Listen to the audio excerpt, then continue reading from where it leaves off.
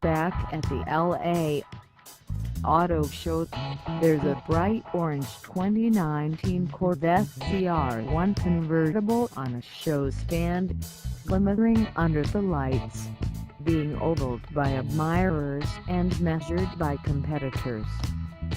Just over 100 miles away, at the oldest permanent road course in the U.S., at the western edge of the Mojave Desert, to beat up ZR1 coupes wait in a pit garage. They're filthy, with a couple of vehicle lifetimes between them.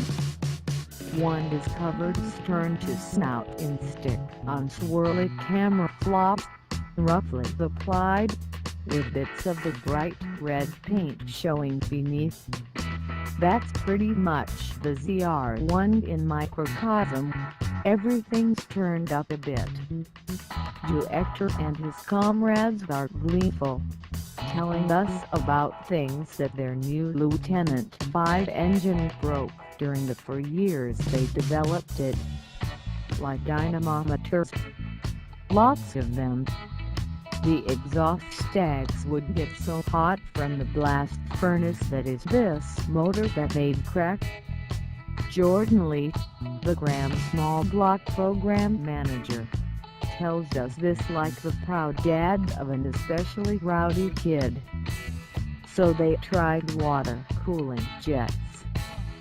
Then, showing the seriousness to which the Graham engineers took this problem, they threw some money at it and built the stacks out of Inconel, the nickel-chromium superalloy.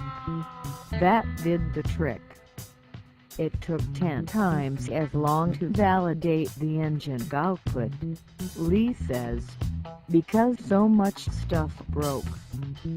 Engineers love these stories. They're good stories, though.